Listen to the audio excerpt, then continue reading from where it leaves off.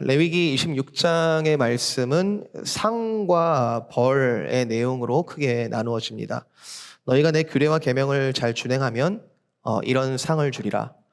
너희가 내 규례와 계명을 싫어하고 준행하지 아니하면 이러한 벌을 주리라. 너무 심플하게 내용이 구분되어 있습니다. 여러분 읽으시면서 어떤 생각이 드셨는지 또 궁금합니다.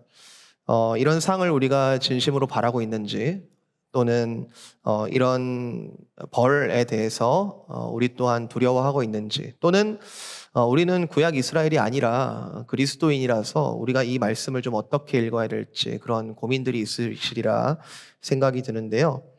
유대인들은 이 레위기 26장의 말씀을 실제로 본인 자기 민족의 역사 가운데 실제로 성취되었던 것으로 이해합니다. 정말로 이 레위기, 그리고 모세율법, 그리고 하나님께서 토라라고 해주시는 그 하나님의 규례들을 정말 잘 지켜나갔을 때 역사 가운데 하나님께서 이와 같이 복을 주신 적이 있었고, 또 그 규례에 대해서 정말로 멸시하고 싫어했던, 또 하나님을 배반했던 그런 시기 가운데 정말로 이렇게 벌을 받았던 그런 역사들, 가장 정점은 아무래도 이스라엘 왕국이 멸망하고 유대 왕국도 멸망하고 포로기로 잡혀갔던 그 시기겠죠. 70년의 포로기를 보냈는데 지난주에 7이라는 숫자가 의미 있다라고 말씀드렸는데 그것도 7 곱하기 10이죠. 70년에 그 하나님께서 그 약속의 땅에서 쫓아내시는 그런 시기를 맞이했어야 했었습니다. 어쨌든 유대인들은 하나님께서 이와 같이 하시겠다 하시면 정말 하셨고, 정말 벌을 내리시겠다 하시면 정말 벌을 내리신 것으로 그렇게 이해를 하고 있을 겁니다. 자, 그러면 우리는 어떻게 이 레위기를 마무리하면서 이 상과 벌에 대한 하나님의 이 선포에 대해서 우리는 어떻게 받아들여야 할까? 우리가 레위기를 읽을 때 많은 분들이 참 레위기 어렵다, 그리고 또 굉장히 너무 디테일해서 너무 상세해서 참 때로는 지루하기도 하고 어렵다라는 얘기들을 많이 하시는데요. 그렇죠. 25장까지의 앞부분의 이야기들은 하나님께서 그 백성들이 지켜야 할 명령들, 규례들을 계속 말씀하고 계시기 때문에 마치 하나님의 율법이라는 것은 하나님으로부터 우리에게 갑이 을에게 일방적으로 계속 하나님께서 명령하시는 것이다 라고 이해하기가 쉬운 것 같습니다. 우리가 거기에 그 율례와 계명들이 옳고 그르다라는 판단을 할 여지가 전혀 없고, 하나님께서 일방적으로 너희는 이렇게 해라, 이렇게 하지 마라, 이렇게 해야만 한다, 이런 말씀들이 앞부분에 계속 나와서 마치 하나님의 율법은 일방적인 것 아닌가라고 착각하기가 쉽습니다. 그런데 레위기에서 이 모든 규례들은 하나님의 언약이라는 틀 안에 들어갑니다. 언약. 여러 가지 언약들이 있는데요. 이 레위기가 쓰여지는 시점은 시내산인데 이제 우리가 시내산 언약이라고 부르고, 이 하나님께서 일방적으로 막 명령하신 것 같아 보이지만 정확하게는 하나님과 우리 이 언약 백성이 A와 B 사이에 서로 약속을 맺는 그런 형태로 이 언약 문서가 쓰여지고 있습니다. 언약이라는 것은 두 계약자가 쌍방에 맺는 것이고요. A와 B가 언약을 맺는다라고 한다면 그 언약 속에 A가 해야 할 의무가 있고 B가 해야 할 의무가 적혀져 있습니다.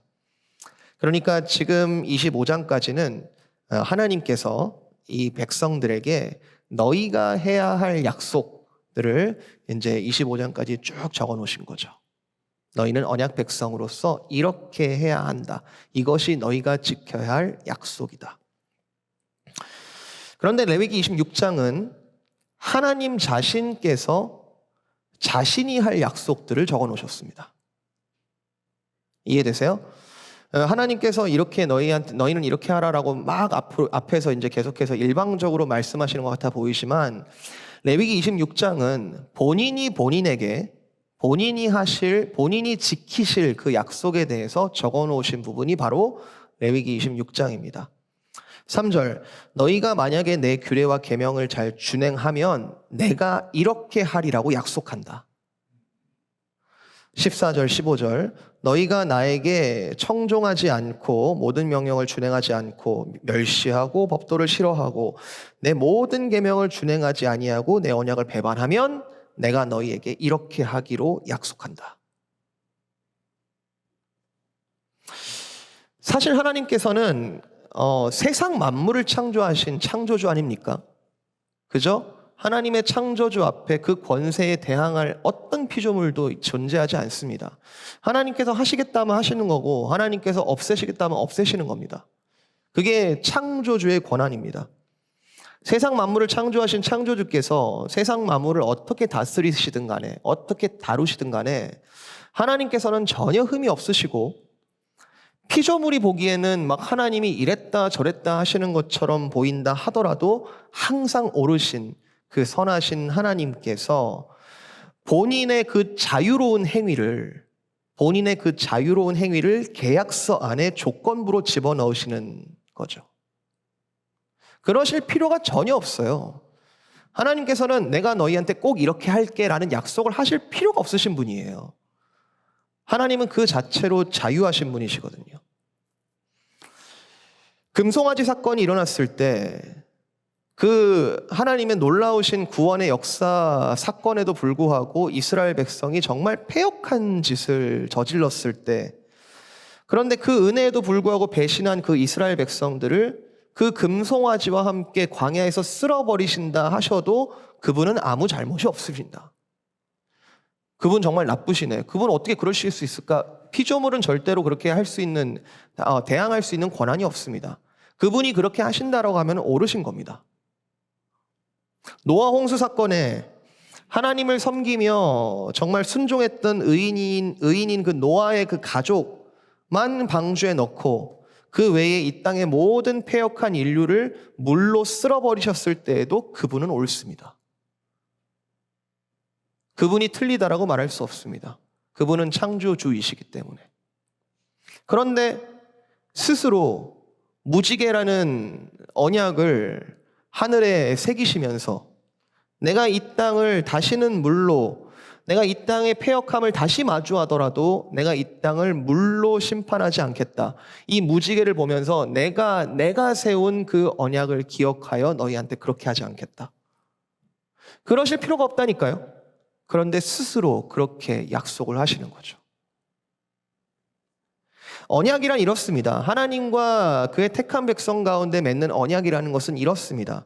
마치 신분상 절대로 그럴 수 없는 왕이 정말 저 밑에 있는 평민이라든지 어떤 거지라든지 정말 신분상 동등할 수 없는 그 위치에서 계약서를 쓰자고 하는 것 같은, 그럴 필요가 없는 분이 눈높이를 맞춰주시는 하나님의 아들이 뭐 때문에 육신의 옷을 입고 이 땅에 오신 것과 같은, 레위기의 규례와 계명들은 우리가 읽을 때는 와 되게 복잡하다, 되게 상세하다, 야 이거 누가 지키냐, 굉장히 언약 백성 되기가 참 어렵고 혹독하구나 하는 것처럼 보일지 모르지만 언약이라는 것을 하나님 편에서 볼 때는 그 높으신 존귀하신 하나님께서 스스로 낮추신 행위입니다. 그러실 필요가 없으신 분이 약속을 하고 계시는 거죠. 그 스스로 낮추실 필요가 없는 분이 스스로 낮추셨다는 것은 그렇게 낮추실 만한 이유가 본인에게 있는 것이 아니라 상대방 때문에 낮추신 거거든요. 그 계약 상대방, 즉 택한 백성을 위해서 하나님께서 스스로 낮추사 언약을 맺으신 것. 이것이 하나님과 이스라엘 간의 언약의 본질입니다. 자, 전통적으로 우리가 하나님의 이름을 여러 가지로 부를 수 있는데 전통적으로 우리가 여호와 하나님, 야훼 하나님, 이 여호와, 한글 성경에 여호와라고 번역되어 있는 이 여호와 하나님이라는 이름은 주로 어떤 의미를 가지고 있냐면 언약에 신실하신 하나님이라는 의미를 가지고 있습니다. 뭐 능력이 많으시고 광대하시고 한이 없으시며 뭐 이런 표현을 쓸 수도 있지 않습니까? 하나님에 대해서. 그런데 여호와라는 이름을 쓸 때는 내가 너희에게 그렇게 신실하게 행하겠다. 신실하신 하나님을 의미할 때 우리가 여호와라는 단어를 씁니다. 1절, 너희는 자기를 위하여 우상을 만들지 말고 조각한 석상 세우지 말고 경배하지 말라. 나는 너희의 하나님 뭐라고요?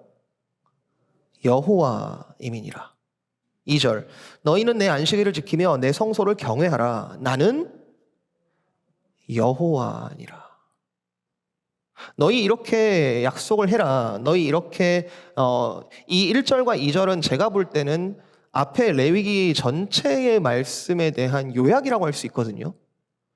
너희는 하나님을 이처럼 사랑하고 이처럼 경배하고 다른 신을 섬기지 마라. 언약 문장 말미에 다 나는 여호와다라는 말이 들어가는데요. 나는 여호와다. 이게 무슨 뜻입니까? 하나님께서 택한 백성과 언약을 맺으신다는 것이 그분이 낮추시고 오직 택한 백성을 위하여 택한 백성에 대한 배려와 사랑의 의미를 가지고 있는 것이 바로 이 언약이라면 그 언약 말미마다 나는 여호와다라고 하시는 것은 그가 택한 백성을 사랑하사 자신을 낮추어 언약을 맺어주시고 그 언약의 말씀과 내용들에 있어서 스스로 영원토록 변함없이 이행하실 하나님이라는 것을 스스로 적으신 겁니다. 도대체 어디까지 낮아주셔야 되는 거예요? 하나님께서 스스로 낮아주셔서 언약을 맺으시면서도 스스로 보장하시는 거죠. 내가 반드시 이 약속을 지키겠다. 마치 언약의 내용마다 계약서에 있는 문장들마다 거기 끝에마다 다 사인을 하는 겁니다. 나는 여호와다. 나는 여호와다. 내가 반드시 이행할 거다. 그 언약을 잘 지켰을 때 내용이 이제 앞으로의 상에 대한 이야기인데요. 3절부터 13절까지 내용인데 이 전반부의 마지막, 그러니까 이 하나님과 이스라엘 백성이 정말로 아름답게 그 언약을 잘 이행하였을 때 생겨지는 그 상들의 가장 궁극적인 내용이 12절인데요. 상 중의 상, 나는 너희 중에 행하여 너희의 하나님이 될 것이고 너희는 나의 백성이 될 것이다. 13절, 나는 너희를 애굽 땅에서 인도하여내어 너희가 애굽 땅에서 나를 기억도 못할 때에 내가 너희를 애굽 땅에서 인도해내서 그들에게 종된 것을, 스스로 종으로부터 벗어나지도 못하는 그 종된 것을 내가 면하게 한 너희의 하나님 여호와니라.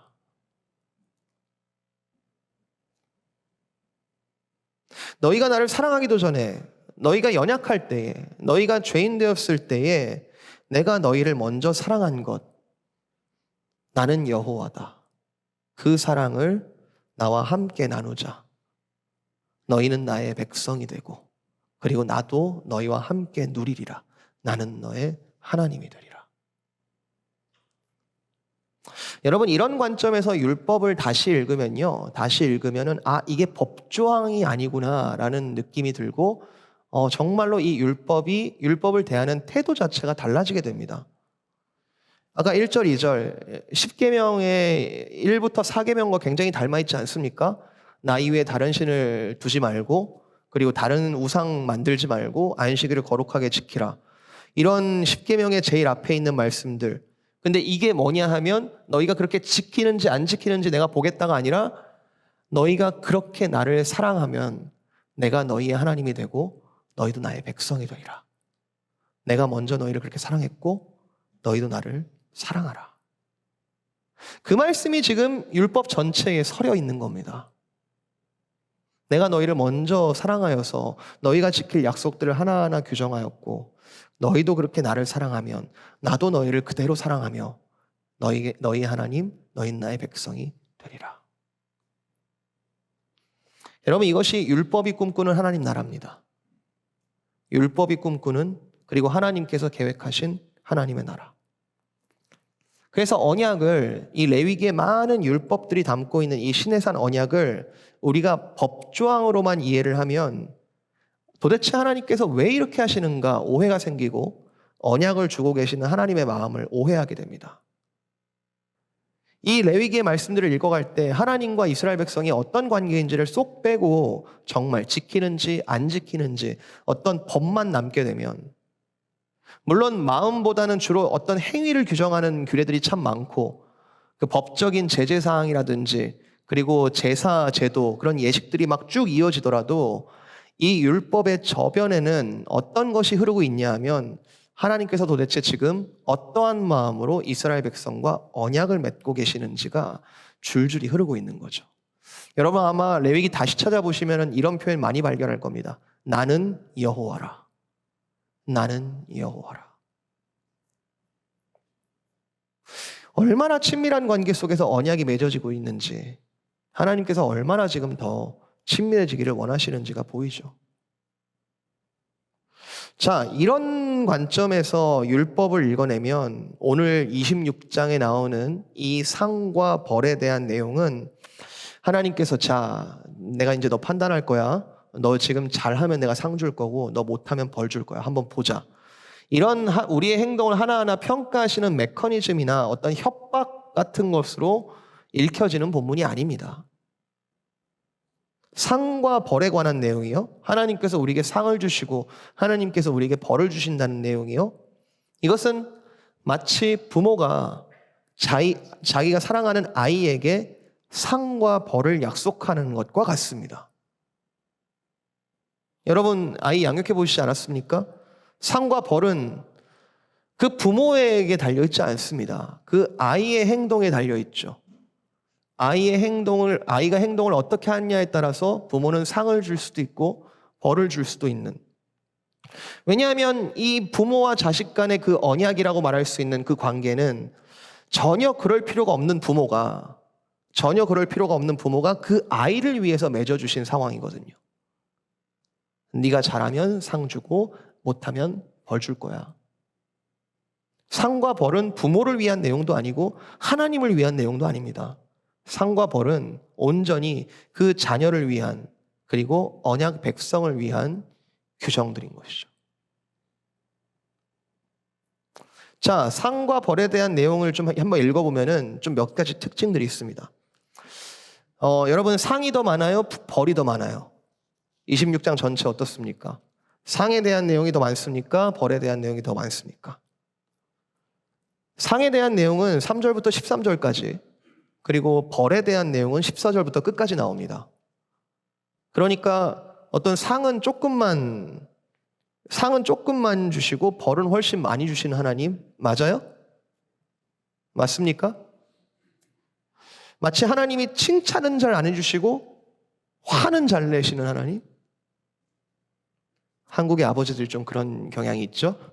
칭찬은 잘 안 해주고 화는 좀 많이 지적은 잘하는. 근데 그런 하나님처럼 보일 수도 있겠다 싶습니다. 우리가 이거를 말씀을 그냥 훑어보면은 실제로 제가 성도님들하고 얘기를 해보면 실제로 우리 하나님을 그렇게 이미지로 갖고 계시는 분들이 참 많더라고요. 하나님은 어떤 상을 주시는 하나님보다는 뭔가 잘못하면 발에 한 번만 걸려 넘어져 봐 하면서 뭔가 무섭고 두려우신, 그리고 뭔가 심판하실 것 같은 그런 하나님으로 이해하시는 분들이 꽤 많으시더라고요. 자, 오늘 26장도 상이 조금이고 벌이 더 많으니까 그런 하나님이신가? 절대 그렇지 않습니다. 여기 상과 벌의 내용은 마치 물감을 종이에 넣고 이렇게 반으로 접었다 펴면 양쪽으로 데칼코마니 모양이 나오는 것처럼 이 상에 대한 내용과 벌에 대한 내용이 정확하게 페어로 이렇게 써여진 것을 볼 수 있습니다. 자, 4절과 5절. 만약에 너희가 내 규례와 계명을 잘 준행하면 내가 너희에게 철 따라 비를 줄 것이고 땅은 그 산물을 내고 밭의 나무는 열매를 맺을 것이다. 5절. 너희의 타작은 포도 딸 때까지, 너희의 포도 따는 것은 파종할 때까지 쉬지 않고 주시겠다는 거예요. 열매가 끊어지지 않은 적이 없다는 뜻이에요. 너희가 음식을 배부르게 먹고 너희가 정말로 풍족해서 너희의 땅에 정말로 평안하게 안전하게 거주하리라. 이게 규례를 잘 지켰을 때에 하나님께서 약속하시는 풍요에 대한, 결실에 대한 상에 대한 이야기죠. 자, 이것이 벌의 내용으로 가면 20절. 그런데 너희가 나를 거슬러 내게 청종하지 아니하면 너희의 수고가 헛될 것이고 너희가 어떤 노력을 하든 너희가 결실을 내려는 어떤 노력을 하든 너희의 수고가 헛될 것이고 땅은 그 산물을 내지 않고 땅의 나무는 그 열매를 맺지 아니할 것이다. 정확히 정반대의 상황이 펼쳐지게 됩니다. 6절부터 8절 평화에 대한 이야기입니다. 너희가 내 규례를 계명을 잘 준행하면 그 땅에 평화를 줄 것이다. 너희가 누워있을 때 정말 두려움 없이 잘 잘 것이고 내가 사나운 짐승을 그 땅에서 없앨 것이고 칼이 없을 것이고 너희 5명이 100명을 쫓아내는 것처럼 너희 100명이 10,000명을 쫓아내는 것처럼 너희 대적들이 너희 앞에서 엎드러질 것이다. 이게 규례를 잘 지키면 약속하시는 하나님의 상입니다. 그런데 16절, 17절 병에 대한 얘기가 앞에 조금 나오긴 하지만 16절 후반부 너희가 파종한 것은 다 헛될 것이니 너희의 대적이 다 뺏어갈 것이며 내가 너희를 치리니 너희가 너희의 대적에게 패할 것이고 너희를 미워하는 자가 너희를 다스릴 것이며 너희는 쫓는 자가 없는데 도망치고 다닐 것이다. 완전히 반대의 상황이 펼쳐지는 겁니다. 번성도 마찬가지입니다. 9절 내가 너희를 돌보아서 너희 민족을 번성하게 하고 너희를 창대하게 할 것이다. 정말로 풍성하게 정말 수가 많아지게 바다의 모래알처럼 세지 못할 정도로 너희의 수를 많게 해주겠다. 그런데 너희가 내게 청종하지 아니하고 내 모든 명령을 준행하지 않으면 22절 내가 들짐승을 너희 중에 보낼 것이고 그것들이 너희의 자녀를 움켜서 너희 가축을 멸해서 너희의 수를 줄일 것이다. 여러분 보이십니까? 하나님께서는 자기 맘대로 하실 수 있는 분이심에도 불구하고 하나님은 지금 공평하게 상의 규정과 벌의 규정을 공평하게 다루고 계시는 거 보이십니까? 상에 더 치우치신 것도 아니고 벌에 더 치우치신 것도 아닙니다. 그 내용이 그 규례에 대한 이행 여부에 따라서 마치 손바닥 뒤집듯이 이렇게 하거나 이렇게 하겠다라고 공평하게 다루시고 계시죠. 철저하게 그의 백성에 따라 공평하게 움직이시겠다는 하나님. 여러분 일반적으로 부모의 마음 아닙니까? 너 잘하면 이거 줄 거야 아니면 안 줄 거야. 아주 간단한 조건을 건다 하더라도 자녀 앞에서 보상하거나 처벌은 굉장히 공평해야 합니다. 왜냐하면 그 자녀를 위한 것이기 때문에 그렇죠. 하나님의 처벌은 절대로 우리가 지금 그냥 훑어서 읽으면 굉장히 벌을 많이 이야기하는 것 같아 보이지만 사실은 하나님의 상과 벌은 그 택한 백성의 이행 여부에 따라서 공평한 지금 상과 벌이 약속되어지고 있습니다. 자, 그러면 문제는 왜 분량이 이렇게 처벌에 대한 내용이 이렇게 기냐? 여러분 앞에 보상의 내용과 처벌의 내용의 형식이 조금 다르다는 것 여러분 발견하셨습니까? 여러분 읽으시면서 보상에 대한 내용과 처벌에 대한 내용이 사실은 데칼코마니처럼 똑같아야 할진데 똑같아야 하는데 어떤 형식 면에서 이 보상과 처벌의 내용이 좀 다르고 분량도 다른 것 여러분 확인하셨습니까? 보상을 하실 때는 단계가 없어요. 하나님께서 보상을 하실 때 리월드를 주실 때에는 3절에 너희가 내 규례와 계명을 준행하면 요 아주 짧은 요 컨디션 요 조건에만 달려있는 게 이후 모든 상의 내용입니다. 그러니까 너희가 내 규례와 계명을 준행하면 첫 번째로는 너희에게 풍요로운 결실을 줄 것이고 너희가 좀 더 잘하면 평화를 줄 것이고 좀 더 잘하면 번성하리라가 아니고요. 너희가 규례와 계명을 잘 준행하면 이 모든 것들을 주겠다. 이게 하나님의 약속이거든요. 근데 이게 처벌로 오면은 특이하게도 단계가 나옵니다. 자, 14절 15절 그러나 너희가 내게 청종하지 아니하고 모든 명령을 준행하지 않고 내 규례를 멸시하고 마음에 내 법도를 싫어해서 내 모든 계명을 준행하지 않고 내 언약을 배반하면 내가 이같이 너희에게 행하리니 하면서 1단계가 나오는데요.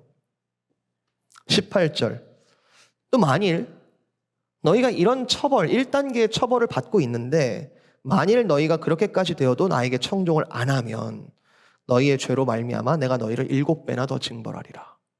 2단계입니다. 21절. 그런데 너희가 또 나를 거슬러 내게 청종하지 아니할진대 내가 너희의 죄대로 너희에게 7배나 더 재앙을 내릴 것이다. 3단계. 23절. 이런 일을 당하여도 너희가 내게로 돌아오지 아니하고 내게 대항한다면 4단계. 그리고 아마 마지막으로 보입니다. 27절. 너희가 이같이 될지라도 나에게 청종하지 아니하고 내게 대항한다면 5단계. 하나님께서는 이미 언약을 맺으신다라는 것 차원에서 벌써 하나님은 많은 것들을 포기하시고 언약 백성에게 눈높이에 맞춰 주셨습니다. 하나님은 언약을 맺으신다는 것 자체가 그의 백성을 너무나 사랑하시고 이미 많이 내려오신 거예요. 그리고 이 언약에 대해서 잘 지키면 보상하고 안 지키면 벌을 주리라. 그렇게만 말씀하셔도 합당합니다. 그 자체로 하나님은 참입니다. 단 한 번 잘못했을 때 최종적인 처벌을 하신다 하셔도 하나님 쪽에서는 아무런 문제가 없어요. 왜냐하면 그 잘못은 언약 백성이 했잖아요.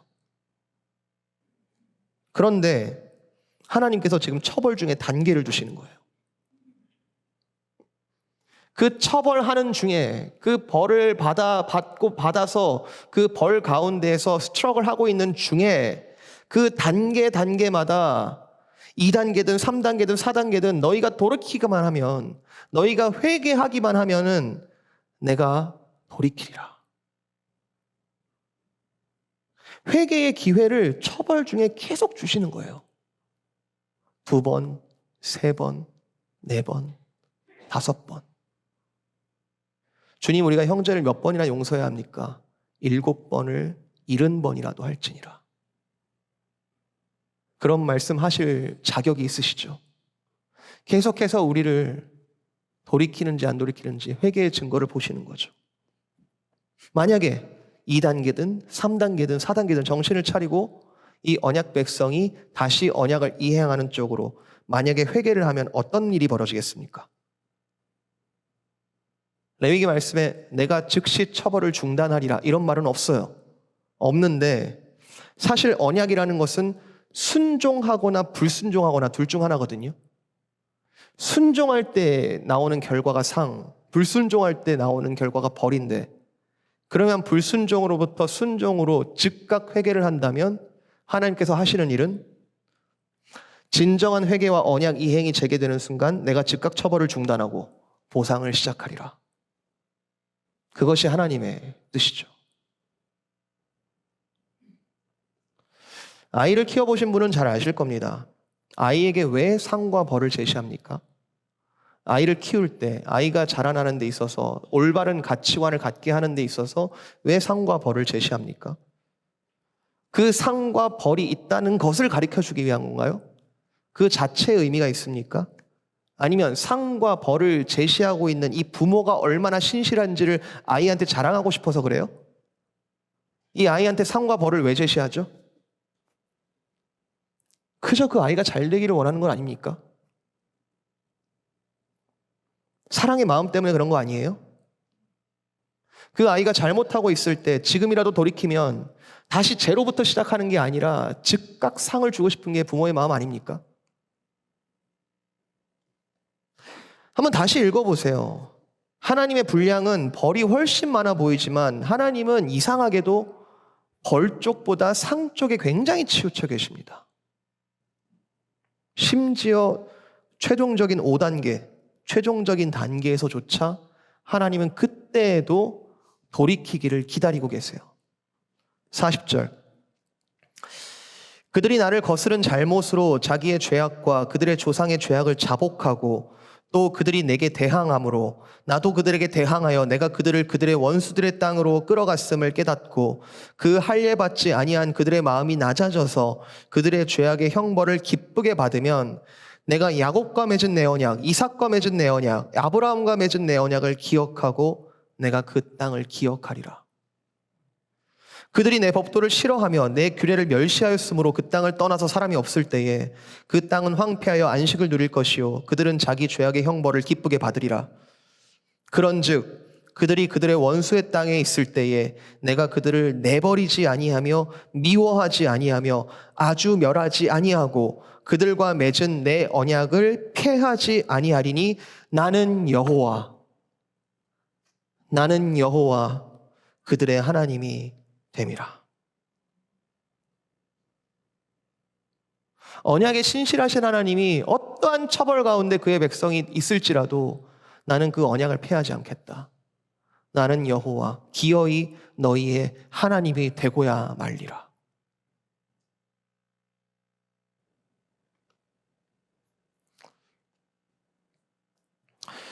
이러한 처벌과 보상의 말씀은 우리를 걸려 넘어지게 하려는 것이 아니라 하나님께서 말씀하시는 것은 반드시 인간의 삶과 행함의 순종으로 드러나야 하는 이유를 보여줍니다.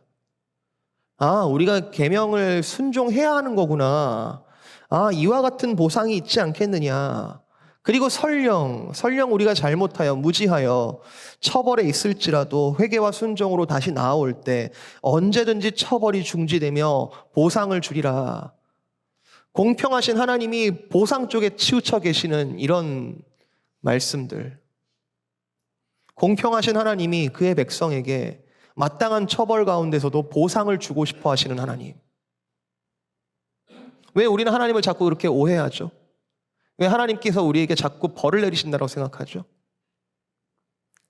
하나님께서는 금송아지 사건, 당신의 자녀된 백성이 가장 최악일 때 자기 자신을 이렇게 소개했습니다. 출애굽기 34장 6절 여호와께서 그의 앞으로 지나가시며 선포하시되 여호와라 여호와라 자비롭고 은혜롭고 노하기를 더디하고 인자와 진실이 많은 하나님이라.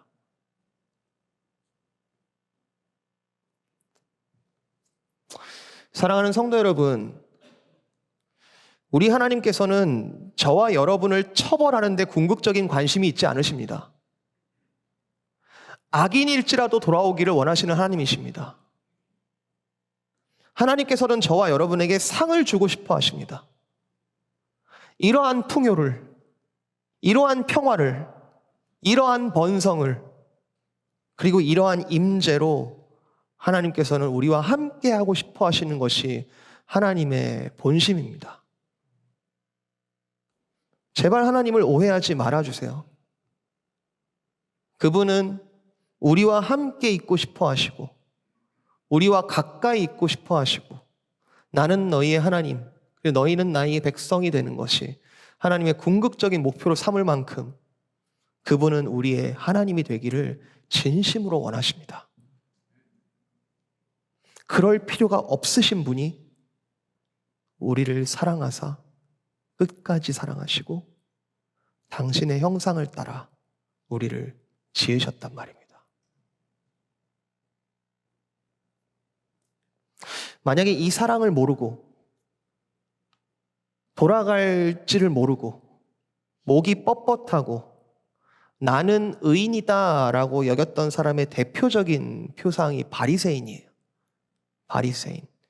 예수님께서 그렇게 비판하셨죠. 바리새인의 본을 따르지 마라. 그들의 누룩을 주의하라. 바리새인들을 신랄하게 비판하셨는데 사실 바리새인은 당시 하나님을 좀 섬긴다는 사람들의 표준이었습니다. 그런데 하나님의 독생자이신 예수 그리스도까지 죽여버린 그 바리새인들에게조차 하나님께서는 기회를 주셨단 말이에요. 사도행전 2장의 오순절 성령 강림 사건 가운데 성령 하나님께서 그 기도하던 그 제자들에게 불같이 임하고 사람들이 이 현상을 뭐라고 이해할지 혼란스러워할 때 베드로가 선포했습니다. 너희가 그 예수를 죽였으나 그 예수가 다시 살아나셨다. 그들이 이 말을 듣고 마음에 찔려 베드로와 다른 사도들에게 물어 이르되 형제들아 우리가 어찌할꼬 하거늘 베드로가 이르되 너희가 회개하여 각각 예수 그리스도의 이름으로 세례를 받고 죄 사함을 받으라. 그리하면 이 그리하면이 상에 대한 이야기입니다. 그리하면 성령의 선물을 받으리니 이 약속은 너희와 너희 자녀와 모든 먼데 사람 곧 주 우리 하나님이 얼마든지 부르시는 자들에게 하신 것이라 하고 또 여러 말로 확증하여 권하여 이르되 너희가 이 패역한 세대에서 구원을 받으라. 무슨 뜻이에요? 회개하라. 너희가 예수를 죽였을지라도 회개해라. 너희가 하나님의 아들을 돌로 치고 너희가 십자가에 못 박았을지라도 회개해라. 저는 여기가 최종적인 단계라고 생각합니다. 레위기에서는 5단계밖에 안 나왔죠. 이스라엘 역사 가운데 수많은 선지자들의 입술을 통하여서 수많은 단계가 선포됐어요. 이제라도 돌아오라. 이제라도 돌아오라. 이제라도 돌아오라. 여기가 마지막 단계일 겁니다. 너희가 예수를 죽였을지라도 이제라도 돌아와라. 그리하면 성령의 선물을 받으리니. 마지막 회개의 기회, 예수 그리스도를 믿고 하나님의 사랑으로 나아오라. 그가 리셋하실 것이고 그가 주빌리로 너희 가운데 그 지평을 열어주실 것이고 희년으로 채우실 것이고 그게 가능한 것은 그분이 너희 대신 이 처벌들을 대신 받으셨고 그 이름 안에서 너희는 성령을 선물로 그 상으로 나아오라. 우리는 이것을 가리켜 복음이라고 부릅니다. 이 최종적인 복음을 받아들인 자들이 받게 되는 상, 이 최종적인 복음을 받아들인 자들이 받게 되는 상, 저는 여기서 레위기의 내용과 신약이 굉장히 절묘하게 연결된다고 생각합니다. 레위기의 상들의 제일 마지막의 구절은 나는 너희의 하나님이 되고 나는 너희 하나님이고 너희는 나의 백성이 되리라. 11절 내가 내 성막을 너희 중에 세울 것이다. 그리하여 너희 마음이 더 이상 나를 싫어하지 아니할 것이다. 고린도전서 6장 19절 너희 몸은 너희가 하나님께로 받은 바 너희 가운데 계신 너희 몸은 성령의 전인 줄을 알지 못하느냐? 너희는 너희 자신의 것이 아니라. 그리고 나는 너희 중에 있고 너희 중에 행한다. 레위기에서 약속하는 상의 최고 단계는 최고 마지막 궁극적인 그림은 하나님께서 우리 안에, 우리가 하나님 안에 거하시는 그 친밀한 그 언약의 하나됨, 그것을 보여주는 것인데 그것이 바로 성령 하나님께서 하시는 일 아닙니까? 성령 하나님께서 우리 안에 거하사 우리가 그리스도와 함께 연합되게 하시고 그리고 율법으로는 스스로는 지킬 수 없었던 그 율법의 거룩함의 그 기준을 성령을 통하여 우리에게 살게 하시는 것 아닌가요? 그리스도 예수를 신실하게 믿는 자에게 반드시 성령을 부어주시겠다 약속하신 그 하나님 아버지. 그러면 우리가 계속 죄에 거할 수 있겠습니까? 그런즉 어찌하리요? 우리가 법 아래 있지 아니하고 은혜 아래 있게 되었으니 죄를 지으리요? 그럴 수 없느니라. 우리는 이것을 복음으로 변화된 그리스도인의 삶이라고 이야기합니다. 더 이상 우리는 율법을 문자적으로 지키는 것이 아니라 예수 그리스도 안에서 성령을 이미 선물로 받아 은혜의 법 아래 살게 되어 있는 그리스도인들. 죄를 지으리요? 그럴 수 없느니라. 아멘이신가요? 결론입니다. 조금 비약일 수도 있겠지만 너무 단순화시키고 일반화시킨다라고 생각할 수도 있겠지만 저는 레위기의 결론은 복음이라고 생각합니다. 하나님께서 오죽하면 그 사랑하는 자녀들에게 하나하나 이렇게 가르치셨을까? 어린아이들, 우리 부부청년부 가정에 집에 방문하다 보면은 특히 신생아 어린아이들을 데리고 있는 집에는 항상 붙어 있는 게 가나다라 ABCD 그거 하나하나 가르치려고 이렇게 붙여놓는데 율법이 그런 것과 같다는 생각이 들었습니다. 이게 율법이다. 이게 글자다. 이게 하나님의 뜻이다. 오죽하면 이렇게 상세하게 가르쳐 주셨을까? 복음은 우리가 믿고 안 믿고 우리가 잘 이해하고 잘 소화하고 잘 선택하는 게 아니고요. 이처럼 저와 여러분 이미 이 자리에 나와 있지 않습니까? 은혜의 보좌 앞에 나와 있지 않습니까? 이 복음이 저희를 여기까지 인도했습니다. 이 복음이 거대한 물결로 우리와 함께 했습니다. 이 복음 때문에 우리는 때때로 돌이키게 되고, 이 복음 때문에 우리는 죄를 미워하게 되었고, 이 복음 때문에 우리는 은혜의 법 아래 사는 것을 기뻐하는 사람이 된 것이죠. 물론 연약할 때가 있어요. 그러나 때마다 주시는 그 회개의 기회, 그때마다 우리가 진실로 회개할 때 즉각 리셋 정도가 아니라 상으로 인도하시는 그 하나님 아버지의 마음. 돌아온 탕자는 즉각 아들의 신분을 회복했습니다. 그리고 그 상을 누렸죠. 만약에 우리가 하나님을 이용하는 불의한 회개를 하고 있다라고 한다면 잠깐은 모면할지 모르지만 진정한 상은 없습니다. 그러나 우리의 중심을 잘 아시는 하나님 앞에서 코람되어 그 하나님 앞에서 진정한 회개를 받으시는 하나님, 스스로를 여호와라 칭하시며 내가 약속한 것은 반드시 이행하리라 라고 약속하신 그 하나님 앞에 우리가 회개할 때 그것을 유효하게 하셔서 회개하는 자의 삶에 진정으로 거룩의 열매를 맺게 하실 것입니다. 오늘 우리 가운데 진정한 회개로 다시 시작하는 은혜가 있기를 축복드립니다. 우리가 어떠한 처지에 있든지 간에, 지금 어떠한 내 마음속에 번민이 있든지 간에, 그리고 어떠한 브레이크와 어떠한 스탑이 걸려 있든지 간에 이것을 내가 하나님께서 주시는 벌이다 아니다 라고 계산하고 고민하기 이전에 진정한 회개로 은혜로 나아가시기를 축복드립니다. 주님의 이 뜨거운 마음을 외면하지 마시길 바라요. 복음적인 초대 가운데 정말 몸과 마음을 활짝 열고 이 시간 주 앞에 내어드리는 모든 기쁨의 교회 성도들 되시기를 주님의 이름으로 축복드립니다.